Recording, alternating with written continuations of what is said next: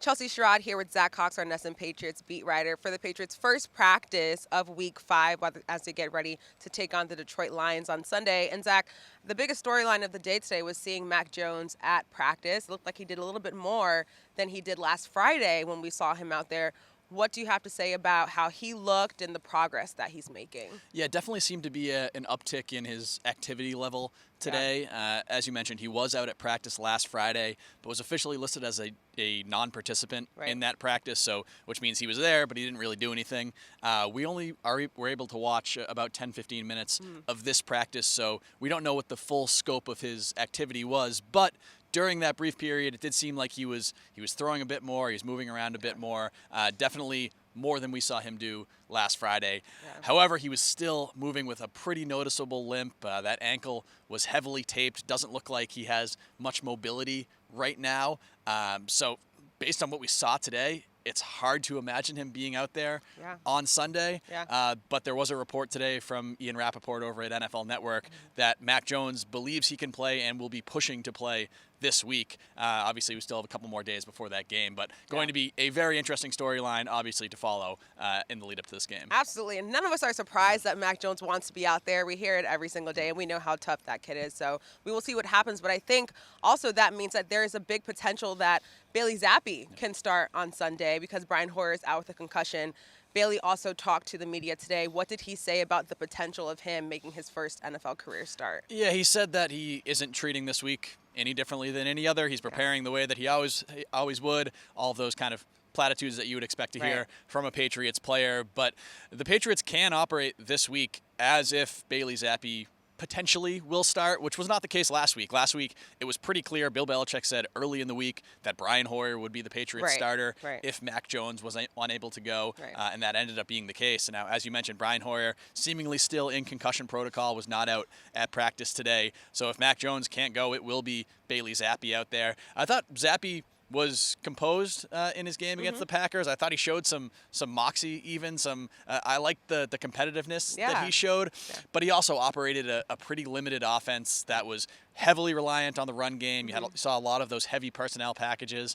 Most of his pass plays, especially his longer completions, all came off play action. So I'll be interested to see if he does start this week, if it's a little bit of a different look from the Patriots offense, whether they expand that playbook a little bit and open things up a little bit more, because he is known as a very intelligent player. So even though he lacks experience, he should have the mental capacity to maybe pick up a little bit more offensively if he's given a whole week to prepare. Definitely. And one thing that I think that everyone appreciated, especially the Patriots, is the way that he played with poise. A lot of his teammates were impressed, and they said how impressed they were with the way that he was able to come in and just be ready for his moment. And I think that's huge for the Patriots.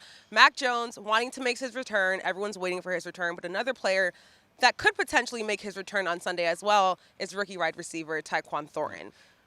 What's going on with his status, especially coming off of the injured reserve? So Tyquan Thornton back at practice today. First time we've seen him out on the practice field since he suffered that broken collarbone back in week 2 of the preseason.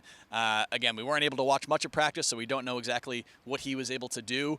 And just because he was back at practice doesn't guarantee that he'll be back out on the game field this Sunday. NFL rules dictate that when a player is coming off injured reserve, from the first time he practices, the team has 21 days to add him to its 53-man roster, or he'll revert to IR and be lost for the season. So it could be a week, 2, even 3 weeks before we see Tyquan Thornton back on this field for the Patriots, and there hasn't really been any indication yet when that is going to be. But when he is able to come back, it's going to raise some interesting questions for the Patriots offense, because this is a guy who showed a lot of potential in training camp.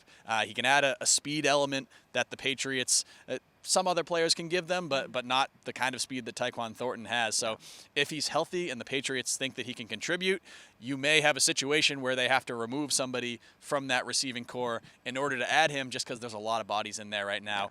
All of that's probably a little bit far off, because I would be kind of surprised if he is activated this week. But this is certainly a positive development as one of the Patriots' more intriguing rookies makes his way back here. Absolutely. And just one more question for you, Zach. I know we didn't talk about this before we shot, but how big is a win for the Patriots on Sunday? Is this Detroit Lions game a must-win? if they do fall to 1-4, how can that affect the way their schedule goes on for the rest of the season? It's a gigantic game. Okay. Yeah, the Patriots are 1-3. I wrote this morning that 1-3 is not a death sentence for their season. They were 1-3 last year. They went on to make the playoffs. Yeah. 3 teams actually who made the playoffs last year started 1-3. So just because they have not had the success thus far doesn't mean that they can't turn this season around. Yeah. But 1-4 would be difficult to come back from, especially against this Lions team that has been, I think, more competitive than a lot of people expected this season, or at least different from just how many points they're putting up offensively. Absolutely. But their defense has been awful so far. They've had the worst defense in the NFL. This is a game that the Patriots, playing at home, should be able to win. And if they can, their schedule sets up pretty favorably in the next couple of weeks, because you look at it, it's got games against the Lions. They play the Browns without Deshaun Watson. They play the Bears. They play the Jets twice. They play the Colts, who have been really struggling this season. Then it gets tough once you get to the end of the season. But I don't think there's a reason why the Patriots can't come out of that stretch at around or potentially even above 500 if they play to their potential. But if they lose this game and they're down at 1-4, they put themselves in a pretty big hole. Yeah, I think that's a great point that you're making, and I think that's huge. And I think one thing that the Patriots players said today was that they are approaching this game like every game. They want to win every game, but I do think, being that it is the Lions on Sunday and that they are 1-3, that there's more fervor for them to get a win. This has a potential to be a real momentum shift game too, I think. Similar to what we saw last season. They came out of that game against Tom Brady. They didn't win it, but I think they were a lot more competitive than a lot of people thought they were going to be. Same thing against Aaron Rodgers in Green Bay. So if they can come out here, get a win over Detroit, I think it could really kind of push them back toward the right direction that they want to be in. Absolutely, Zach. Thank you so much for your insight. The Patriots looking for their first home win in Week 5 when they host the Lions on Sunday.